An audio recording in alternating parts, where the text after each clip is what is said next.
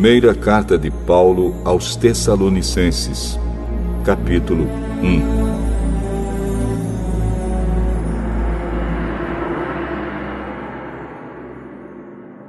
Eu, Paulo, e Silas e Timóteo, escrevemos esta carta aos irmãos da igreja da cidade de Tessalônica, a vocês que estão unidos com Deus, o Pai, e com o Senhor Jesus Cristo. Que a graça e a paz estejam com vocês. Nas nossas orações, sempre damos graças a Deus por todos vocês, e nunca deixamos de pedir em favor de vocês.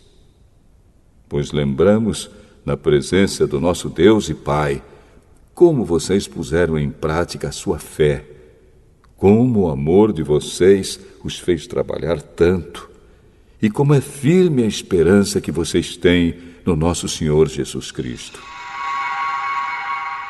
Irmãos, sabemos que Deus os ama e os escolheu para serem dele.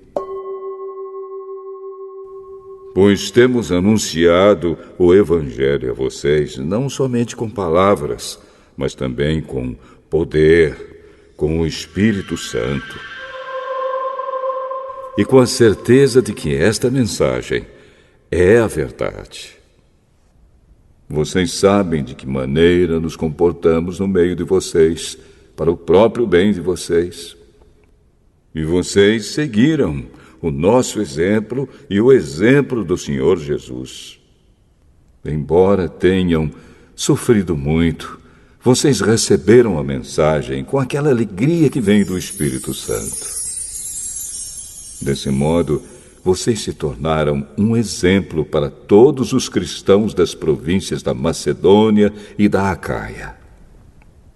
Pois a mensagem a respeito do Senhor partiu de vocês e se espalhou pela Macedônia e pela Acaia.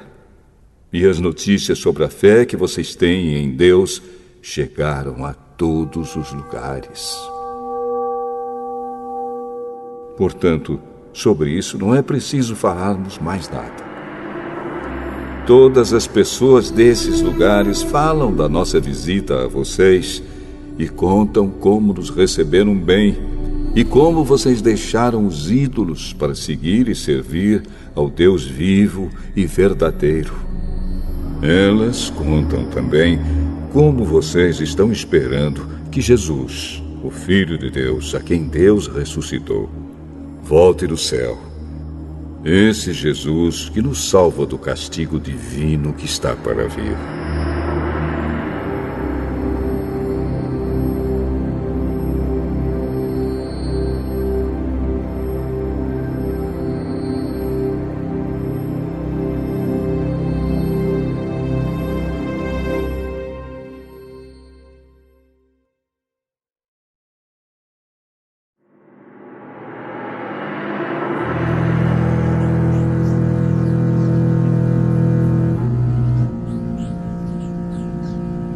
Primeira carta aos Tessalonicenses, capítulo 2.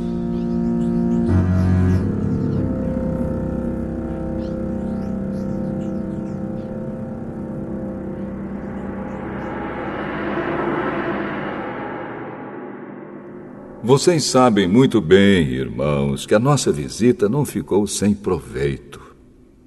Sabem também como fomos maltratados e insultados na cidade de Filipos, antes de chegarmos aí em Tessalônica. Fomos muito combatidos, mas o nosso Deus nos deu coragem para anunciar a vocês a boa notícia que vem dele. Aquilo que anunciamos a vocês não se baseia em erros ou em má intenção, e também não tentamos enganar ninguém. Pelo contrário, sempre falamos como Deus quer que falemos, porque Ele nos aprovou e nos deu a tarefa de anunciar o Evangelho. Não queremos agradar as pessoas, mas a Deus, que põe à prova as nossas intenções. Pois vocês sabem muito bem que não usamos palavras bonitas para enganar vocês, nem procuramos tapear vocês para conseguir dinheiro. Deus é testemunha disso. Nunca procuramos elogios de ninguém, nem de vocês, nem de outros. No entanto, tínhamos o direito de exigir de vocês alguma coisa, por sermos apóstolos de Cristo. Mas, quando estivemos com vocês, nós fomos como crianças, fomos como uma mãe ao cuidar dos seus filhos. Nós os amávamos tanto que gostaríamos de ter dado a vocês não somente a boa notícia que vem de Deus, mas até mesmo a nossa própria vida. Como nós os amávamos. Irmãos, vocês com certeza lembram de como trabalhamos e lutamos para ganhar o nosso sustento. Trabalhávamos de dia e de noite a fim de não sermos uma carga para vocês, enquanto anunciávamos a vocês a boa notícia que vem de Deus. Vocês são nossas testemunhas e Deus também de que o nosso comportamento entre vocês que creram foi limpo, correto e sem nenhuma falha. Vocês sabem que tratamos cada um como um pai trata os seus filhos. Nós os animamos e aconselhamos para que vocês vivessem de uma maneira que agrade a Deus, que os chama para terem parte no seu reino e na sua glória. E existe outra razão pela qual sempre damos graças a Deus. Quando levamos a vocês a mensagem de Deus, vocês a ouviram e aceitaram. Não a aceitaram como uma mensagem que vem de pessoas, mas como a mensagem que vem de Deus, o que de fato ela é. Pois Deus está agindo em vocês, os que creem. Meus irmãos, o que aconteceu com vocês já havia acontecido também com as igrejas de Deus na Judéia, com o povo dali que pertence a Cristo Jesus. Vocês foram perseguidos pelos seus próprios patrícios, do mesmo modo que os cristãos da Judéia foram perseguidos pelos judeus. Foram os judeus que mataram o Senhor Jesus e os profetas e também nos perseguiram. Eles desagradam a Deus e são inimigos de todos. Tentam até nos impedir de anunciarmos a mensagem de salvação aos não-judeus. Com isso, eles completam o total dos pecados que eles têm cometido. Mas agora o castigo de Deus caiu finalmente sobre eles. Irmãos, nós tivemos de nos separar de vocês por algum tempo. Estamos longe dos olhos, mas perto do coração. Sentimos muita saudade de vocês e gostaríamos de vê-los outra vez. Por isso quisemos ir até aí e fazer uma visita a vocês. Pelo menos eu, Paulo, quis fazer isso mais de uma vez. Mas Satanás não nos deixou.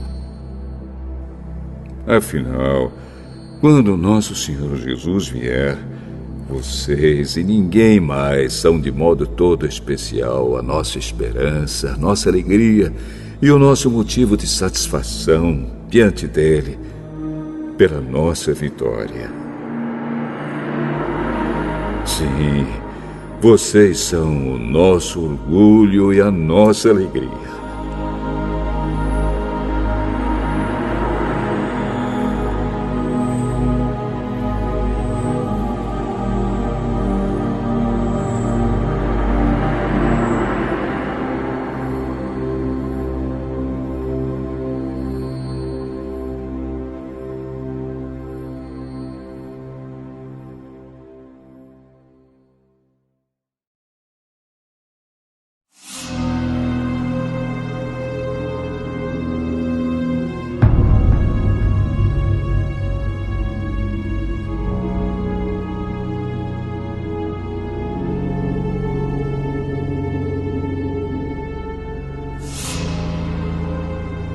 Primeira carta aos Tessalonicenses, capítulo 3.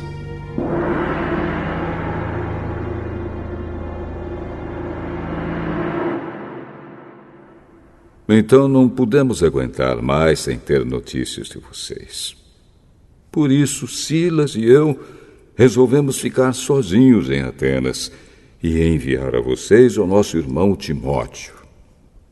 Ele tem trabalhado conosco no serviço de Deus, anunciando o Evangelho de Cristo. Nós o enviamos para animar e ajudar vocês na fé, a fim de que ninguém fique desanimado por causa das perseguições. Vocês mesmos sabem muito bem que elas fazem parte daquilo que Deus quer para nós. Pois quando estávamos com vocês, nós os avisamos que íamos ser perseguidos. E como vocês sabem, isso aconteceu mesmo. Por isso não pude aguentar mais sem ter notícias de vocês e enviei Timóteo para saber como vai a fé que vocês têm. É que eu tinha medo de que o diabo os tivesse tentado de tal modo que todo o nosso trabalho tivesse ficado inútil. Agora Timóteo já voltou daí de Tessalônica e nos trouxe boas notícias a respeito da fé que vocês têm em Deus e do amor que vocês têm uns pelos outros. Ele nos contou que vocês sempre lembram de nós com carinho e que têm tanta vontade de nos ver como nós temos de ver vocês. Assim, irmãos, em todas as nossas dificuldades e sofrimentos, o que nos animou foi a fé que vocês têm. Agora nós nos sentimos com mais vida, porque sabemos que vocês continuam a viver firmes por estarem unidos com o Senhor. E assim podemos dar graças a Deus por vocês. Agradecemos a alegria que temos diante do nosso Deus por causa de vocês. Dia e noite pedimos a Ele de todo o coração que nos deixe ir vê-los pessoalmente para podermos completar o que ainda falta na fé que vocês têm. Que o próprio Deus, o nosso Pai e o nosso Senhor Jesus preparem o nosso caminho para podermos ir visitar vocês.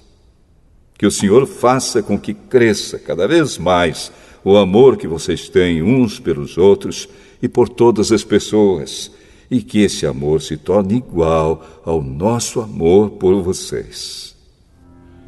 Desse modo, Deus dará força ao coração de vocês, e vocês serão completamente dedicados a Ele, e estarão sem culpa na presença do nosso Deus e Pai, quando nosso Senhor Jesus vier com todos os que são dele. Amém.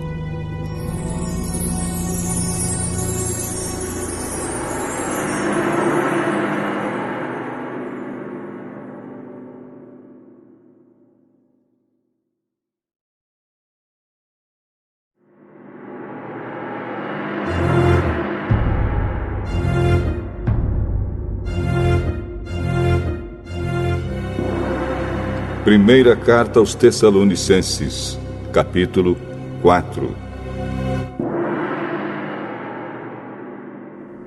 Finalmente, irmãos, vocês aprenderam de nós como devem viver para agradar a Deus.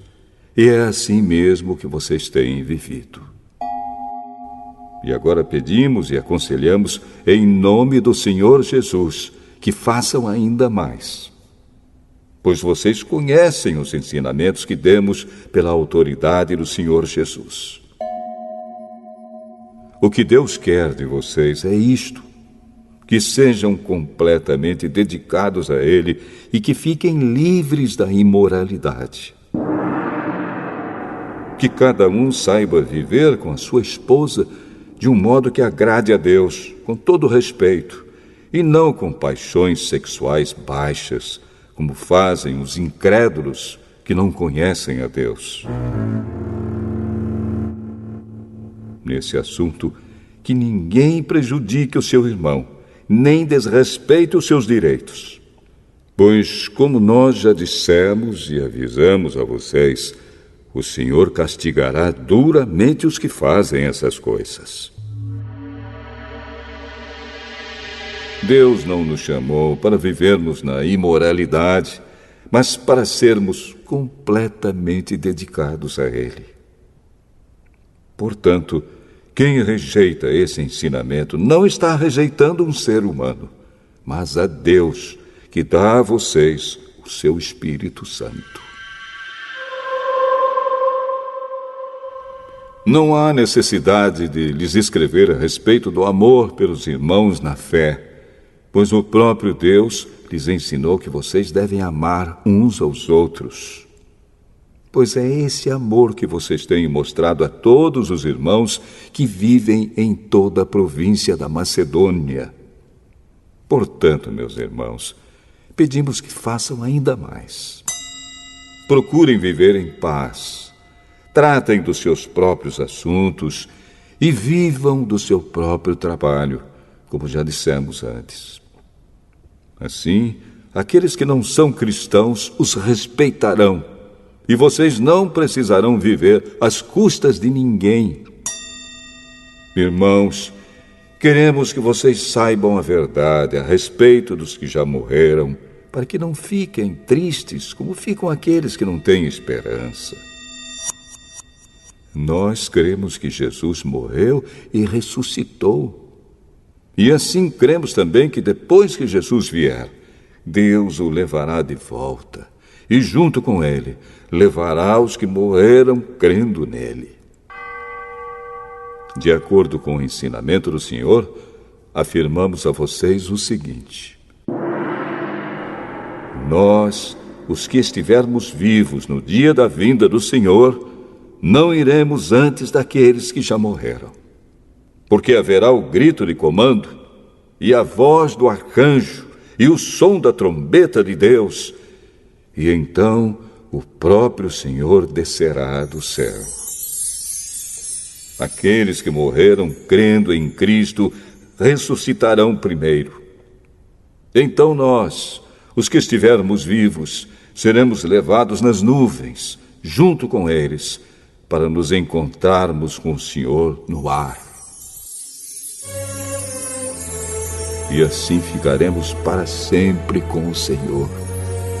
Portanto, animem uns aos outros com essas palavras.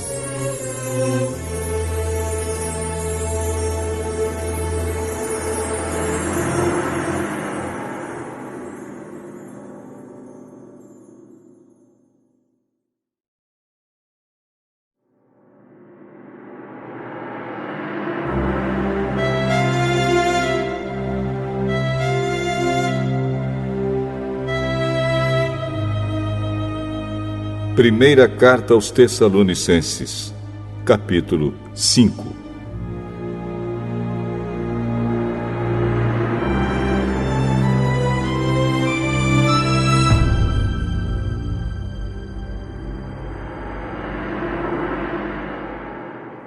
Irmãos, vocês não precisam que eu lhes escreva a respeito de quando e como essas coisas vão acontecer. Pois vocês sabem muito bem que o dia do Senhor virá como um ladrão na calada da noite. Quando as pessoas começarem a dizer, tudo está calmo e seguro, então é que, de repente, a destruição cairá sobre elas. As pessoas não poderão escapar, pois será como uma mulher que está sentindo as dores de parto. Mas vocês, irmãos, não estão na escuridão, e o dia do Senhor não deverá pegá-los como um ladrão que ataca de surpresa. Todos vocês são da luz e do dia. Nós não somos da noite nem da escuridão. Por isso não vamos ficar dormindo como os outros, mas vamos estar acordados e em nosso perfeito juízo. Os que dormem, dormem de noite, e os que bebem, é de noite que ficam bêbados.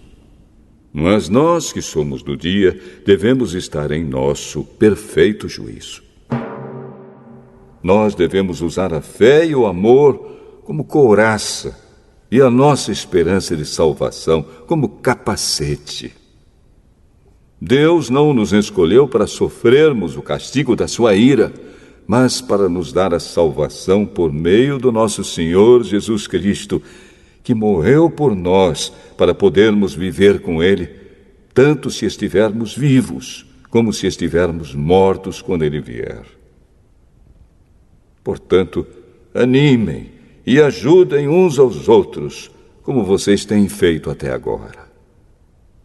Irmãos, pedimos a vocês que respeitem aqueles que trabalham entre vocês, isto é, aqueles que foram escolhidos pelo Senhor para guiá-los e ensiná-los. Tratem essas pessoas com maior respeito e amor por causa do trabalho que fazem. E vivam em paz uns com os outros. Pedimos a vocês, irmãos, que aconselhem com firmeza os preguiçosos, deem coragem aos tímidos, ajudem os fracos na fé e tenham paciência com todos. Tomem cuidado para que ninguém pague o mal com o mal. Pelo contrário, procurem em todas as ocasiões fazer o bem uns aos outros e também aos que não são irmãos na fé. Estejam sempre alegres, orem sempre e sejam agradecidos a Deus em todas as ocasiões. Isso é o que Deus quer de vocês por estarem unidos com Cristo Jesus. Não atrapalhem a ação do Espírito Santo. Não desprezem as profecias. Examinem tudo. Fiquem com o que é bom e evitem todo tipo de mal. Que Deus, que nos dá a paz, faça com que vocês sejam completamente dedicados a Ele e que Ele conserve o espírito, a alma e o corpo de vocês livres de toda mancha para o dia em que vier o nosso Senhor Jesus Cristo. Aquele que o chama é fiel e fará isso. Irmãos, lembrem de nós nas suas orações. Cumprimentem todos os cristãos com um beijo de irmão. Peço com insistência, pela autoridade do Senhor, que esta carta seja lida para todos os irmãos. Que a graça do nosso Senhor Jesus Cristo esteja com vocês.